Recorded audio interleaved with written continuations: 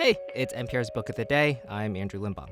Today's interview is special because usually when people write memoirs about their childhood and their families, it's so often a one-sided affair, right? Like the writer will say what they gotta say, and you rarely hear from the people they're writing about. But NPR editor Malaka Gharib wrote a graphic memoir titled It Won't Always Be Like This about her relationship with her dad and stepmom. And all three of them spoke with NPR's Leila Fadel about it. And early on, her stepmom Hala says that even though they spoke different languages, they could communicate with each other through a shared language of love. NPR editor Malaka Gharib spent a lot of summer vacations in Egypt as a kid. Her parents had split up. Her dad, Magid Gharib, had moved back to his country of birth, remarried, and had more children. All those trips to Egypt were meant to create a sense of family bond with him and my stepmom and my siblings. And they were really lame as a, 14-year-old who would rather spend the summer going to Tower Records and like hanging out with her friends and going to the beach. I lived in Southern California. But they were really, really important in the long run. I remember writing in my diary, like, what would ever happen or become of my relationships with Selma and Ahmed and Dunya, my siblings. And here we are. I mean, still hanging out together, decades later. In her new graphic memoir titled It Won't Always Be Like This, Malaka revisits those summers in Cairo and how they shaped who she is today. She didn't speak much Arabic, and her new stepmom, Hala spoke very little English. But that didn't stop them from forging a bond. هو أولا أنا كنت بعرف إنجليش I على بسيط understood a كده. little bit of Malaka's طبعا language because طبعا it's المدرسة based on what I learned in school. I was kind of understanding her through her عشان eyes. أنا كنت بحب We ملكة didn't talk قوي much actually, but it was easy for us. It was all about love. I loved her and she loved me. It's just love communication. Malaka, how old were you when you first met Hala? Yeah, I was 9 years old. It was a total surprise. It's like, hey, you're meeting someone today. It's your new stepmom. And I was like, oh my God, what the heck? Yeah, and that was pretty hard for me because, like, I had always only lived until that age with just me and dad. Like, when I went to Egypt, it was just me and dad against the world. And now we had this new element in the mix. And I was like, oh, this is going to mess up the vibe. Yeah. There was a moment in your book where you communicated with your stepmom with music. Yeah. So dad was managing this resort in Sharm el Sheikh one summer. It was like a gorgeous resort, but we got bored pretty easily. And so Hala and I would make up these games together. One of the games was, okay, I'm going to sing a song, then I'm going to teach it to you, and then we're going to sing it together. And one of those songs was the 1994 banger Stay by Lisa Loeb. I totally got the lyrics wrong, but I was successfully able to teach Hala the lyrics as if I was being taught, like my dad used to teach me the Quran, like by the sound. And so I taught her the lyrics kind of the same way. Wow. Megan, I want to ask you, Malaka is so honest and so raw about how hard it was to see you move away. What was it like to read that in her graphic memoir? Well, I really enjoyed what she's writing. The move from Los Angeles to Cairo, I'm sure I have my personal reason to move back. My parents were getting very, very old, so I felt they took care of me. I think this is the time for me to take care of them.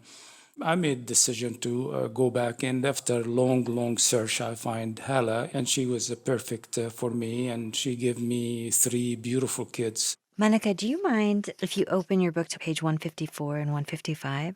Do you mind reading this? Oh, yeah. When I was a kid, I used to count down the days before I could be with dad again. Now in my journals, I counted down to when I could return to the States. I wanted a relationship with dad like the ones I saw on TV. I wanted to confide in him and ask him for advice like DJ did with her dad, Danny Tanner. I want him to know about what was going on at school, who I was dating, about my zine and my dreams to become a writer. My zine is called Sever, and it's all about music. I put them in Tower Records. I wanted us, when we fought, to talk things through, then hug it out like Will and Uncle Phil in The Fresh Prince of Bel-Air. We were so far from that. So this is you as a child talking about your relationship with your dad.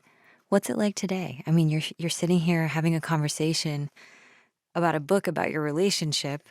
I know, it's so crazy. I remember my dad specifically. Dad, do you remember when I used to write in my journals all the time and you were saying, like, what are you doing? Writing about us, I'm sure. And I was like, I am writing about you. And it turned into a book. So, yeah. That's true, yes. A lot of things in life, right? You don't know what you're going to do is right or wrong. But like one of the things that my dad definitely got right was pushing me to come to Egypt.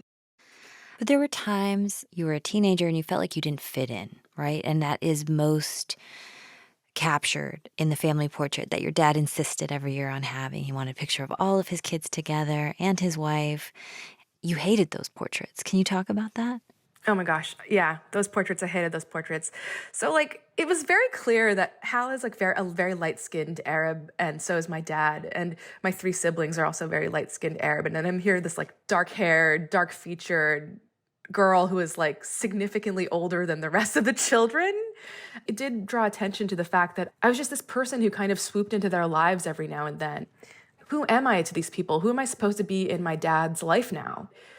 You know, as all blended families are, you kind of figure out this way to all work together in unison. Hala, tell us about your relationship with Malaka and how it changed over the years. يعني لا كل فترة ليها تغيير طبعا. So at the beginning, it was just our first meeting. So I wanted to make her feel very comfortable talking to me. And then when she became a teen, we became like a little bit more friends. I used to give her advice. But then there was a stage where she became distant, and I felt like she wasn't very comfortable anymore. She felt like a stranger in the family, and I didn't like that. I wanted her to be one of us, part of our family. But then she grew up and she got a job. That's when our relationship has kind of like became more distant. More distant back then, but not anymore. Malaka shares stories of discontent on quite a few pages of this memoir, but inspired by Hala's strong will, she dedicated her graphic memoir to her. Was it hard to be this honest, and was it hard for your parents to hear that? Yeah, it was really, I mean, I think that one of the things that I told my dad and Hala was that like I will not publish this book or sell this book if you're not comfortable with it. Like for me, my relationship with them is more important than my art. You know, the last time I saw Hala was over a decade ago, and I didn't realize until now that time that I had with Hala was all that I would really ever get. And not just with Hala, but with Dad and the kids, all of us being together. And it was so, so special, and we didn't even realize it. That's why I named the book It Won't Always Be Like This, because in life, you're going to experience things and it won't always be that way. Malaka Gharib's latest graphic novel is called It Won't Always Be Like This. Thank you so much, Malaka. Thank you so much.